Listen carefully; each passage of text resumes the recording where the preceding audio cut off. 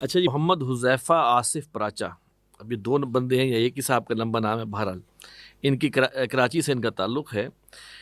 انہوں نے ایک اسپیسیفک شخصیت کے بارے میں سوال کیا ہے۔ آج کل ایک معروف شخصیت انجینئر علی مرزا سوشل میڈیا پر بہت لوگوں کو متاثر کر رہے ہیں۔ ان کے خیالات، نظریات اور تصورات سے مجھے کئی اختلافات ہیں، اور میری نظر میں جس کام میں ان کی اس وقت مصروفیات ہیں، بانی تنظیم ڈاکٹر اسرار احمد صاحب رحمہ اللہ کا دور دور سے اس تک کوئی واسطہ اور تعلق نہیں ہو سکتا، بلکہ کئی اعتبارات سے بالکل تضاد بھی نظر آتا ہے۔ لیکن ان صاحب کا بہت بڑا مسئلہ جس سے بہت بے چینی پیدا ہو گئی ہے وہ یہ ہے کہ یہ بار بار اپنے آپ کو ڈاکٹر اسرار احمد صاحب کا شاگرد قرار دیتے ہیں۔ جہاں بھی دلیل کی ضرورت ہو تو اپنی بات کہہ کر بیان کر دیا کرتے تھے، لیکن میرے استاد ڈاکٹر اسرار احمد نے یہ بات کہی ہے، جبکہ وہ بات بھی ڈاکٹر اسرار احمد نے نہیں کہی ہوتی۔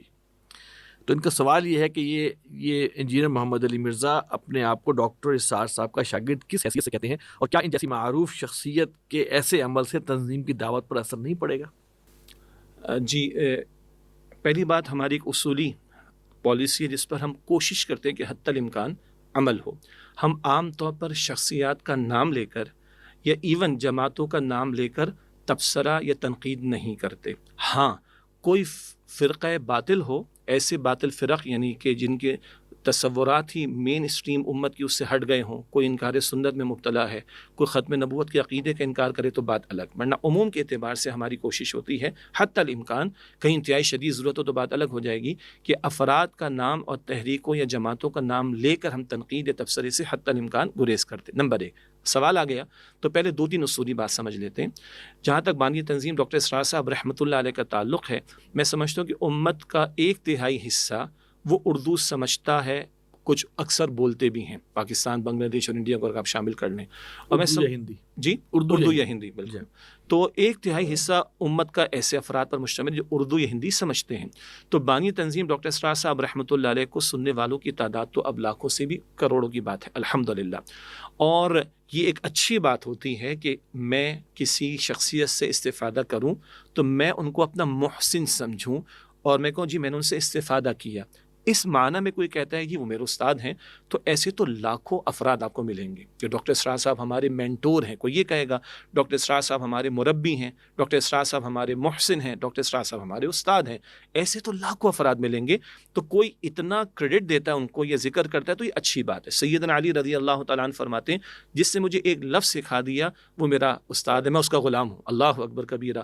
امام ابو حنیفہ رحمۃ اللہ علیہ کے بارے میں ایک عجیب مسئلہ معروف ہے کہ کسی یعنی کتے سے متعلق کوئی مسئلہ تھا، میں وہ بیان نہیں کر رہا ابھی، تو کسی شخص نے جو صفائی ستھرائی کا کام کرتا تھا اس نے اس بارے میں امام صاحب کو ایک بات سمجھائی، تو امام صاحب اس کو دیکھ کر اس کے احترام میں کبھی کبھی کھڑے ہوتے تھے، اس کا ادب کرتے تھے، بھائی یہ فلاں بات اس نے مجھے سمجھائی۔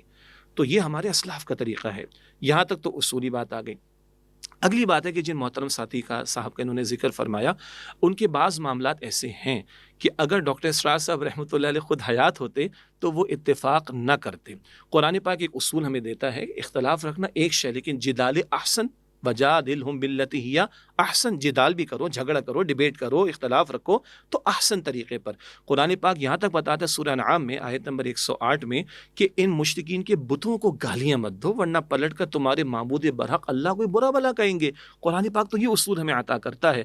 تو جن محترم صاحب کا ذکر کیا گیا ان کے معاملات میں بعض ایسی چیزیں ہیں جو ہمارے دینی مزاج اور وقار سے مطابقت نہیں رکھتی، اور کئی باتیں ایسی ہیں کہ ڈاکٹر اسرار صاحب اگر حیات ہوتے تو قطعاً اتفاق نہ کرتے، بلکہ اگر شاید ان تک بات پہنچتی تو ان کو سمجھاتے بھی۔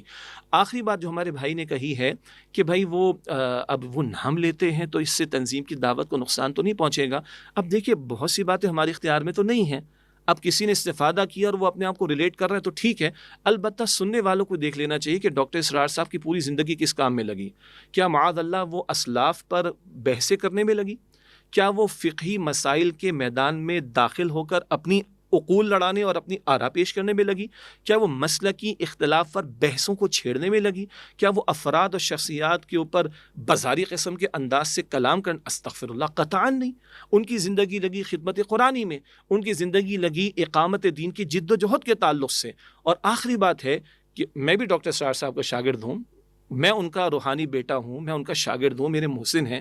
دیکھنے کی بات ہے کہ اگر میں کسی کو اپنا استاد کہہ رہا ہوں تو ان کی زندگی کے مقصد سے میں کتنا ہم آہنگ ہوں.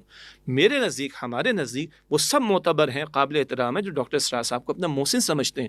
مگر ڈاکٹر صاحب خود کہتے ہیں یار اگر مجھ سے محبت ہے تو آؤ میرے ہاتھ میں ہاتھ دو، بیعت کرو میرے ہاتھ پر. مجھ سے محبت ہے تو آؤ اس کام میں لگو جس کام میں لگا ہوں. مجھ سے محبت ہے تو اقامت دین کی جد و جہد کے اندر آؤ، اجتماعیت اختیار کرو، بیعت کرو اور اپنا تن من دھن اس کام میں لگانے کی کوشش کرو.